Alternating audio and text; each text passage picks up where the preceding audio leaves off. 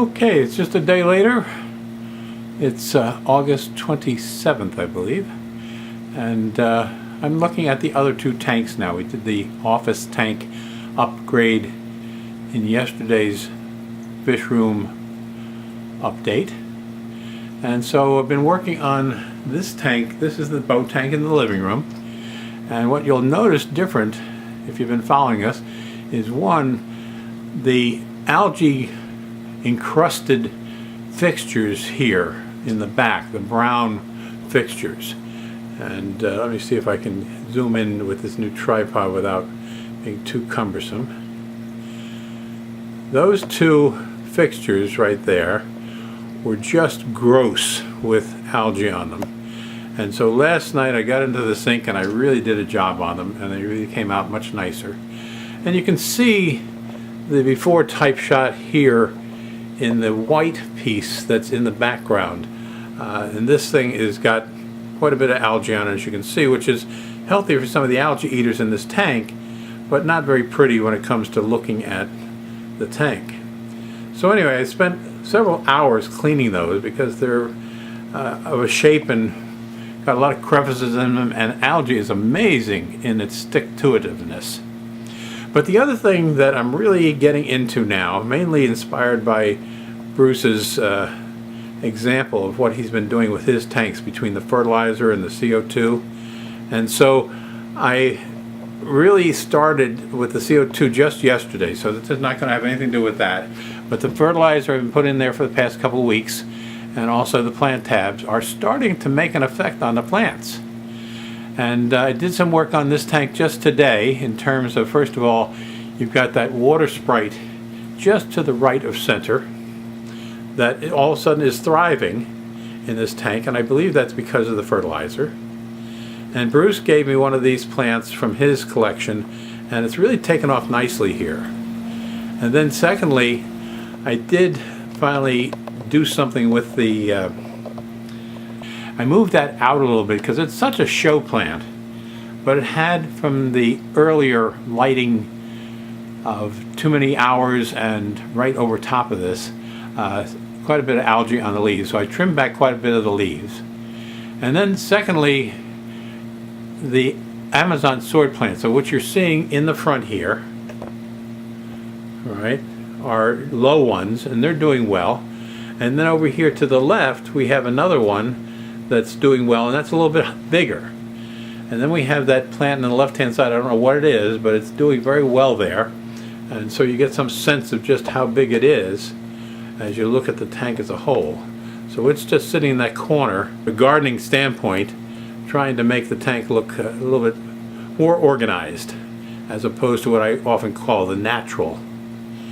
And the other thing it did was there was a big plant, I'll show it to you in the corner tank in just a minute, off to the right where the anacris is now, which again is taking off given the fertilization.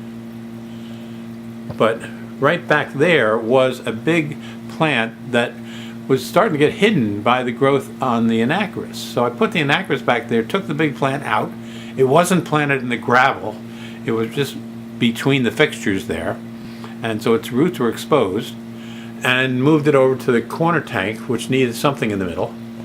And then lo and behold, now you can see this other plant that is the same type of plant, that one right to the right hand corner of this view where that platy is down on the bottom. That plant is doing just fine, has been for a while, and now it's starting to take off with the fertilizer. And so I'm really pleased.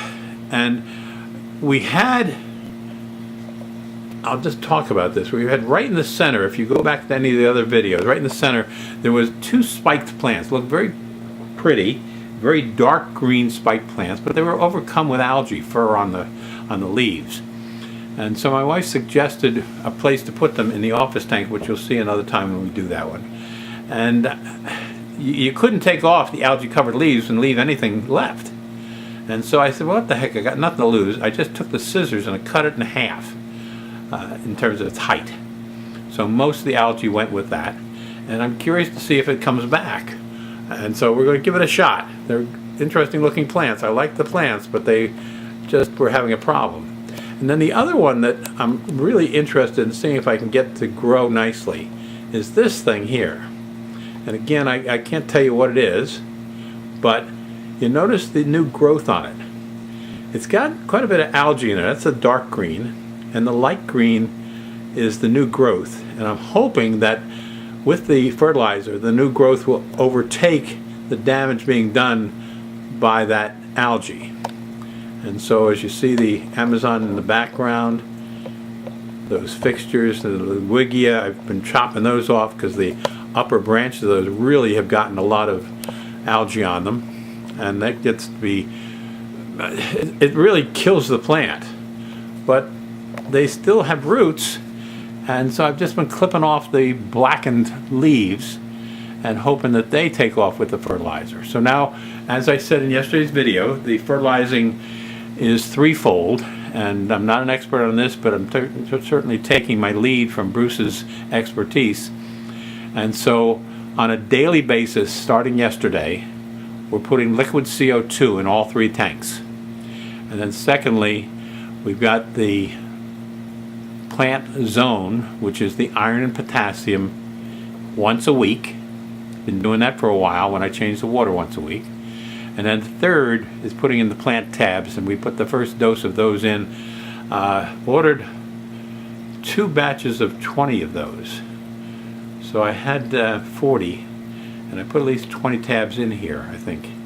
And so under the main plants, and they get changed, or they get added every 3 to 4 months. So that's going to be my regimen, and so far I'm very pleased, and I'll show you in a minute why I'm pleased. But look at the betta that my wife picked out. She really enjoys the fish too, which is very nice to have a partner who appreciates it, and even when you're doing something in the tank and getting some water on the floor, doesn't get upset by it. Or same thing with the kitchen. You know, when you're doing something in the sink, many a spouse would get angry with you for messing up the kitchen. She does not, and she lets me clean it up, and I try to respect that. And so that betta, wait till you see the one in the other tank here.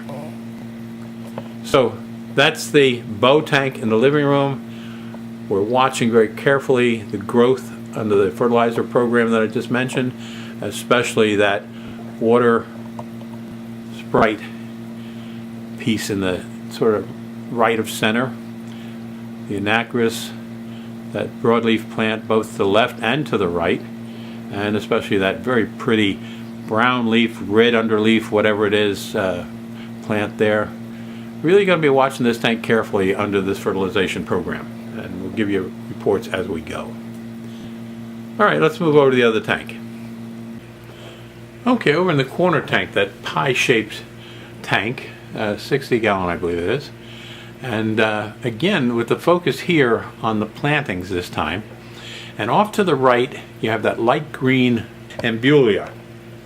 Looks a little bit like Kabamba, but it's Ambulia. It's got a lighter fern-like growth. And what I was surprised with, or pleasantly impressed with rather, when we visited Bruce's tank, he says this stuff grows so fast he has to trim it all the time, once a week. And I thought, yeah, right, I wish I could have that problem. Well, as you can see, instead of losing the leaves, or the whatever you would call them, the pieces on these, which would serve as leaves, as I've had in the past, I put a plant like that in there, it would just disintegrate and clog up the filter. But in this case, you see how the branches of this are growing and reaching up to the light. And that's totally different. So this fertilizer is making a difference. Now the other thing you'll see here is there's in the center is that plant that I told you I had hidden over in the other tank. And so here I'm trying to give it a showcase, and I'll try and get a picture of it from a height in just a minute to give you a better look. And then to the right is another one of those dark plants that we saw in the other tank, and I moved that a little bit forward and to the right to let it show off a little bit, because it really is a beautiful plant. And then the other thing I did, we talked about before, is right in the front we have the banana plants, which don't have the bananas on them anymore, but the leaves are doing so well that I moved them forward so they could show off as opposed to being hidden back under the other plant. And so we'll see how those do. I just moved these plants today. And then the other one that's doing well, you know, I love corkscrew vallisneria. And so what we have right here is that couple plants that I thought were much too expensive, but I bought them anyway, and they seem to be thriving. And so that, along with the Amazon sword in the left-hand corner there, are some very positive initial results from the fertilization program, as I said. Now there's an acris in this tank also, but right now it's just floating up there under the light, getting plenty of light to rebuild its leaves. I had it planted, and the fish were eating the leaves off of it, and so it's got a different chance now to do its thing. Now the other thing you can see up top here, and if he comes forward we'll get a better picture of him. There's two things I want to show you here, and let's see if we can find them for you. One is that there we go. That's a beautiful fish. It's very small, and there's the other half of it. Okay, there's the female. I think it's a female. At least they flare at each other, and so it could be two males, one small, one larger. But I'm very impressed with that.